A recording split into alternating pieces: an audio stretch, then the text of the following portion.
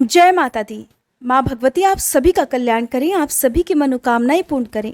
इससे पहले देवी भागवत पुराण कथा के प्रथम स्कंद में आपने सुना था भगवान विष्णु के हयग्रीव अवतार का वर्णन, और आज आप सुनेंगे प्रथम स्कंद का अध्याय 6, 7 और 8, जिसमें मधु कैटभ को देवी का वरदान, भगवान विष्णु का योग निद्रा के अधीन होना, ब्रह्मा जी के द्वारा देवी की स्तुति और भगवान विष्णु का योग निद्रा से जागरण करने का वर्णन किया गया है।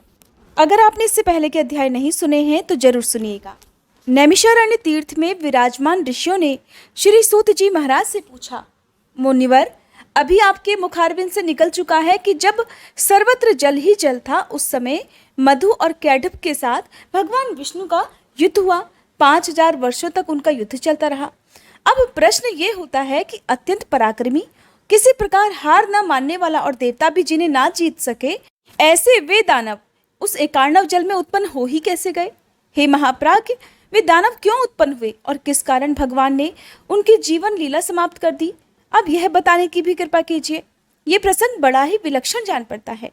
तब श्री सूत जी महाराज कहते हैं, महानुभावों, तुम्हारे अंदर जो यह प्रसंग सुनने की इच्छा जाग उठी और मैं कहने के लिए तत्पर हो गया, इससे जगत में मैं और तुम लोग सभी कृतार्थ हो गए। अब सुनो, प्राचीन समय की बात है। त्रिलोकी जलमग्न हो गई। केवल भगवान विष्णु शेष नाग की शैया पर सोए हुए थे। उनके कान की मैल से मधु और कैटभ नामक 2 दानव उत्पन्न हुए। समयानुसार उस समुद्र में ही वे प्रतापी दैत्य तरुण हो गए। अब इधर उधर जाकर उनका खेलना कूदना आरंभ हो गया। एक समय की बात है, वे स्थूलकाय दानव समुद्र में खेल रहे थे। इतने में ही दोनों भाई मन ही मन सोचने लगे कि बिना कारण कार्य का होना असंभव है। सब जगह तो यही नियम है, आधार के बिना आधेय किसी प्रकार ठहर नहीं सकता। हमें तो यही लगता है कि आधार ध्येय भाव सर्वथा सिद्ध है। अब ये अगाध जल किस पर ठहरा हुआ होगा जिस पर हम इतना सुख महसूस करते हैं? किसने इस जल की उत्पत्ति की और क्यों की? इस जल में हम कैसे आ गए, या फिर हम क्यों उत्पन्न हुए हैं? और हमारे जन्मदाता कौन है? अगर हमारे जन्मदाता हैं तो फिर हमारे जन्मदाता पिता कहाँ हैं? इसी तरह के बहुत सारे प्रश्न उन दोनों के मन में उत्पन्न हुए। फिर उन्होंने निश्चय ये किया कि अब हमें इस बात को भी अवश्य ही जान लेना चाहिए। सूत जी कहते हैं कि स्थिति जानने के लिए इस प्रकार का प्रयास करने पर भी मधु और कैटभ किसी निर्णय पर नहीं पहुंच सके। उस समय मधु अपने भाई कैटभ के पास ही उपस्थित था, तो वह उससे कहने लगा कि भैया मधु, इस जल में हमारी सत्ता कायम रखने वाली भगवती शक्ति है। उनमें अपार बल है और वे शक्ति कभी नष्ट नहीं होती, और मेरी समझ से तो वे ही इस कार्य के कारण हैं, और उन्होंने ही इस विस्तृत जल की रचना की है, और उन्हीं के आधार पर यह जल भी ठहरा हुआ है। वे ही परम आराध्या शक्ति हमारी उत्पत्ति का कारण होंगी। इस प्रकार वास्तविक रहस्य जानने के लिए मधु और कैटभ का मन बड़ा व्यस्त था। अभी बुद्धि किसी निर्णय तक उनकी पहुंची नहीं कि इतने में ही आकाश में गूंजता हुआ सुंदर बाग बीज सुनाई पड़ा। सुनकर वे दोनों उसका ही अभ्यास करने लगे।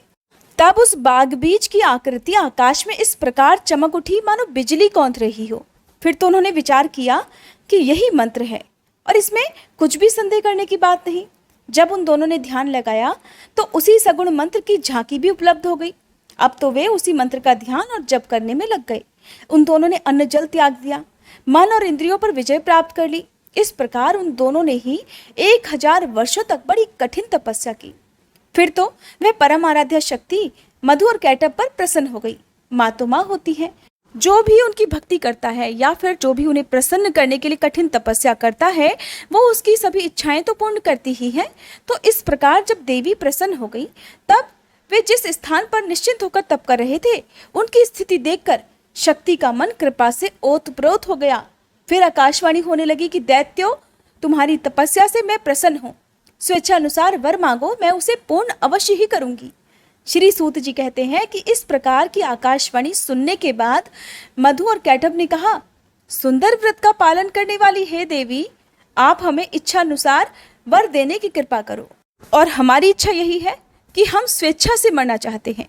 जब तक हमारी इच्छा ना हो तब तक कोई हमें मार ना सके। आकाशवाणी हुई कि दैत्यों, मेरी कृपा से इच्छा करने पर ही मृत्यु तुम्हें मार सकेगी, ये निश्चित है। देवता और दानव, किसी से भी तुम दोनों भाई कभी पराजित नहीं हो सकोगे। सूत जी कहते हैं, देवी के इस प्रकार वर देने पर मधु और कैटभ को अत्यंत अभिमान हो गया। अब वे समुद्र में जलचर जीवों के साथ क्रीड़ा करने लगे। मुनिवरों, कुछ समय के बाद एक दिन अनायास ही प्रजापति ब्रह्मा जी पर उनकी दृष्टि पड़ गई। उस समय ब्रह्मा जी कमल के आसन पर विराजमान थे। मधु और कैटब में अपार बल था। ब्रह्मा जी को देखकर उन्हें बड़ा हर्ष हुआ। उन्हीं के साथ युद्ध करने की इच्छा प्रकट करते हुए अब वे देखिए ब्रह्मा जी से कह रहे हैं कि सुवृत, तुम हमारे साथ युद्ध करो। अगर लड़ना नहीं चाहते तो इसी क्षण जहां इच्छा हो वहां चले जाओ, क्योंकि जब तुम्हारे अंदर शक्ति ही नहीं तब इस उत्तम आसन पर बैठने का तुम्हारा अधिकार भी कहाँ है। मधु और कैटब की ये बात सुनकर अब तो ब्रह्मा जी को बड़ी चिंता हुई। उनका तो सारा समय तपस्या में ही बीता था। इसलिए अत्यंत शूरवीर मधु और कैटब को अपने सामने देखकर उन्होंने सोचा कि अब मैं क्या करूं। उनके मन में बड़ी चिंताएं उठने लगी और वे स्वयं तो किसी निश्चय पर पहुंच नहीं सके। सूत जी कहते हैं कि मधु और कैटब बड़े बलवान थे। उन्हें देखकर ब्रह्मा जी कोई उपाय सोचने लगे। सभी शास्त्रों के तो वो पूर्ण जानकार थे ही। युद्ध संबंधी साम, दाम, दंड और भेद आदि अनेकों उपाय उनके सामने आए। सोचने लगे कि इन राक्षसों में वास्तविक कितना बल है ये तो मैं बिल्कुल नहीं जानता। शत्रु का बल जाने बिना युद्ध में प्रवृत्त हो जाना बिल्कुल ठीक नहीं समझा जाता। और ये बड़े काम की बात है जो यहाँ पर इस समय ब्रह्मा जी बता रहे हैं। ये तो दुष्ट है और बड़े अभिमानी है।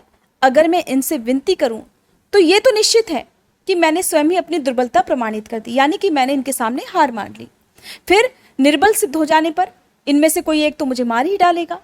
इस अवसर पर कुछ देकर भी काम चलाना ठीक नहीं लग रहा, और भेद किया जाए तो किस प्रकार करें। इसलिए अब शेष नाग की शैया पर सोए हुए जो भगवान विष्णु हैं, मुझे इन्हें ही जगाना चाहिए, क्योंकि इनकी 4 भुजाएं हैं, असीम बल है और ये ही अब मेरा दुख दूर कर सकेंगे। इस प्रकार मन ही मन सोचकर ब्रह्मा जी कमल की डंडी पकड़े हुए संतापहारी श्री हरि के पास पहुंचे और उनके शरणापन्न हो गए। उस समय जगत प्रभु श्री विष्णु गहरी निद्रा में सोए हुए थे। अनेक सुंदर शब्दों से संबोधित करके उनकी स्तुति करके ब्रह्मा जी ने उन्हें जगाने के लिए उनकी स्तुति आरंभ कर दी। ब्रह्मा जी के स्तुति करने पर भी भगवान विष्णु की नींद नहीं टूटी। उन पर योग निद्रा का पूरा अधिकार जम चुका था। तब ब्रह्मा जी सोचने लगे, अब तो श्री हरि शक्ति के प्रभाव से पूर्ण प्रभावित होकर खूब गहरी नींद में मगन हो गए हैं, इसलिए ये जाग नहीं सके। अब इस स्थिति में मुझे दुखी देखकर उनका क्या कर्तव्य होता है। अभिमान में चूर रहने वाले ये दानव तो मुझे मारने के लिए मेरे पास ही आ गए हैं। अब मैं क्या करूं। ब्रह्मा जी इस प्रकार बड़ी चिंता में रहे कि मैं कहाँ जाऊं, कोई मेरा रक्षक भी नहीं दिखता। अब ब्रह्मा जी मन ही मन इस तरह सोच रहे थे। बहुत देर सोचा तो उसके बाद एक निर्णय पर वो पहुंचे, एक नतीजे पर वो पहुंचे। तो उन्होंने अपने मन को एकाग्र करके उन्होंने अब उस योग निद्रा की ही स्तुति आरंभ कर दी, जिसके प्रभाव से भगवान विष्णु गहरी निद्रा में लीन थे। उनके मन में ऐसा विचार हुआ कि अब तो केवल भगवती शक्ति ही मेरी रक्षा करने में समर्थ है, जिनके प्रभाव से भगवान विष्णु अचेत से हो गए हैं, हिलडुल तक नहीं सकते। जिस प्रकार मरा हुआ प्राणी शाब्दिक गुणों को समझने में असमर्थ हो जाता है, उसी प्रकार से ठीक वही दशा इस समय भगवान विष्णु की भी हो गई है। नींद से इनकी तो आंखें बंद है और ये कुछ जानते भी नहीं, और इनकी मैंने लगातार इतनी स्तुति की फिर भी ये निद्रा को दूर नहीं कर सके। अब मैं समझा कि इनके वश में निद्रा नहीं है, किंतु ये ही निद्रा के अधीन होकर रहते हैं। जो जिसके वश में रहता है वही उसका अनुचर है, और ये बात बिल्कुल निश्चित है। इससे ये तो सिद्ध हो गया, ये भगवती योग निद्रा इन लक्ष्मीकांत भगवान विष्णु की भी अधिष्ठात्री हैं। लक्ष्मी जी भी इन्हीं के अधीन हो गई, क्योंकि पतिदेव विष्णु ही जब अधीन हो गए तब उनकी अलग सत्ता कहाँ रह जाती। इससे तो निश्चित यही होता है कि यह अखिल ब्रह्मांड भगवती योग निद्रा के ही अधीन है। मैं, विष्णु, शंकर, सावित्री, लक्ष्मी और उमा, हम सब इन्हीं योग निद्रा के शासन सूत्र में बंधे हैं। इस विषय में आप सोचने विचारने का तो कोई अवसर भी नहीं रहा। जब साधारण मनुष्यों की तरह स्वयं भगवान विष्णु ही इसके प्रभाव से प्रभावित होकर निद्रा में अचेत से हो गए हैं, तब अन्य महात्मा पुरुषों पर इसका तो अधिकार ही नहीं है, या नहीं ये तो विचार ही नहीं उठ सकता। इसलिए अब मैं हो न हो इन्हीं भगवती योग निद्रा की स्तुति करूंगा, जिनकी कृपा से जगकर भगवान विष्णु युद्ध में मेरी सहायता करने में अवश्य ही तत्पर हो जाएंगे। उस समय ब्रह्मा जी कमल पर विराजमान थे। अपने मन में उपर्युक्त विचार करके भगवान विष्णु के अंगों में शोभा पाने वाली उन भगवती योग निद्रा की वे स्तुति करने लगे। ब्रह्मा जी इस प्रकार बोले, देवी, मैं जान गया तुम निश्चय ही इस जगत की कारण रूपा हो। संपूर्ण वेद वचन इसे प्रमाणित कर रहे हैं और यही कारण है कि चराचर जगत को प्रबुद्ध करने वाले परम पुरुष भगवान विष्णु आज गाढ़ी नींद में मगन हैं। माते, आप तो समस्त प्राणियों के अंतःकरण में निवास करती हो। हे भगवती, आप सगुण रूप धारण करके अपनी लीला प्रकट करती हो। आपके इस कार्य कौशल को कोई भी नहीं जान पाता। मुनिगण संध्या नाम से आपके गुणों की कल्पना करके प्रातः, सायं और मध्याह्न तीनों समय निश्चित रूप से आपके ध्यान में लगे रहते हैं। हे माते, प्राणियों को सत असत का ज्ञान कराने वाली बुद्धि आप ही हो। देवी देवता जिससे निरंतर सुख का अनुभव करते रहते हैं, वह भी तुम्हारा ही रूप है। आप तो अखिल जगत की जननी हो। मैं दुखी होकर इसका प्रमाण खोजने में प्रयत्नशील था कि इतने में भगवान विष्णु आपके अधीन होकर नींद ले रहे हैं। यही मुझे प्रत्यक्ष प्रमाण मिल गया। इससे अधिक अब सैकड़ों प्रमाणों की आवश्यकता भी नहीं है। देवी, वेदज्ञ पुरुष भी आपको नहीं जान पाते। देवी, यज्ञ में हवन करते समय भी वेदज्ञ पुरुष आपके स्वाहा इस नाम का उच्चारण करते हैं। अगर वे स्वाहा ना कहें तो देवता लोग यज्ञ भाग से ही वंचित रह जाएं। इससे देवताओं को वृत्ति देने वाली तुम्हारी ही सिद्धि हुई। देवी, तुम पहले भी मेरी रक्षा कर चुकी हो और वैसे ही अब इस जगत में इस देव शत्रु कैटब से भी मुझे बचाओ। मैं मधु और कैटब को अत्यंत भयंकर देखकर भयभीत होकर इस समय आपकी शरण में आया हूँ। हे महानुभावे, इस समय भगवान विष्णु तो मेरे दुख को नहीं जानते, ऐसा मुझे अब समझ आ रहा है, क्योंकि वे तो आपकी माया से अचेत होकर जड़वत पड़े हुए हैं। ऐसी स्थिति में अब या तो आप भगवान विष्णु पर से अपना प्रभाव खींच लीजिए या फिर इन दानवराज मधु और कैटब का स्वयं संहार कर दीजिए। इन दोनों में से आपकी जो रुचि हो वही कीजिए। भगवती लक्ष्मी जी भी आपके अधीन है, इसलिए वे भी अपने पतिदेव श्री हरि को नहीं जगा सकी। जान पड़ता है कि उन्हें भी आपके प्रभाव से अकस्मात ही नींद आ गई, जिससे वे परवश की भांति सो गई है, जगती ही नहीं। देवी, आप संपूर्ण जगत की माता हो। सभी के मनोरथ पूर्ण करना तो आपका स्वभाव है। जो लोग अन्य देवताओं की उपासना छोड़कर आपके परायण होकर चरण कमलों में उत्तम भक्ति स्थापित करते हैं, वे बड़भागी जन इस धरातल पर धन्य हैं। भगवती, घी, कांति, कीर्ति आदि मंगलमय वृत्तियां आपके गुण हैं। आप तो दिव्य स्वरूपिणी हो। आपकी शक्ति जो निद्रा है, उसके अधीन होकर वे विष्णु बंदी की तरह असमर्थ से हो गए हैं। आप ही भगवती शक्ति हो। अखिल जगत में आपका ही प्रभाव व्याप्त है। हे माते, आप ही ने युग के आरंभ में विष्णु जी को जगत का पालन करने के लिए उत्तम शक्ति प्रदान की। तब वे समस्त संसार की रक्षा करने में सफल भी हुए, किंतु आज देखिए वे पराधीन से पड़े हैं। ये निश्चय है कि आपकी जो इच्छा होती है आप वही करती हैं। भगवती, मुझे उत्पन्न कर अगर मेरी स्थिति कायम रखना चाहती हो तो मौन भाव का परित्याग करके अब दया करने की कृपा करो। ये दानव काल स्वरूप है, तो आपने इन्हें बनाया ही क्यों है? अथवा मेरा उपहास करने की इच्छा से ही आपने इन्हें प्रकट कर दिया? भवानी, मैंने तो आपकी अद्भुत चेष्टा जान ली। संपूर्ण संसार की सृष्टि करके आप स्वतंत्र रूप से आनंद का अनुभव किया करती हो, फिर चराचर जगत को अपने में ही लीन भी कर लेती हो। एक तो आप मुझे पहले ही जगत सृष्टा बना चुकी हो, मैं तो जगत की सृष्टि करता हूँ। अगर वहीं मैं इन दैत्यों के हाथ से मारा गया तब तो मेरी बड़ी अपकीर्ति होगी, मेरा बड़ा अपमान होगा। सूत जी कहते हैं कि जब इस प्रकार श्री ब्रह्मा जी ने भगवती जी की स्तुति की, तब तामसी निद्रा देवी भगवान विष्णु के श्री विग्रह से निकलकर बगल में खड़ी हो गई। अब अमित पराक्रमी भगवान श्री हरि के सभी अंगों से निद्रा देवी का अधिकार भी उठ गया। मधु और कैटब के संहार के लिए ही भगवती योग निद्रा ने ऐसी कृपा की थी। फिर तो भगवान विष्णु जब अपने शरीर को हिलाने डुलाने लगे, तब उनके दर्शन करके ब्रह्मा जी आनंद विभोर हो उठे। साथ ही उन्होंने श्री हरि की परिक्रमा आरंभ कर दी।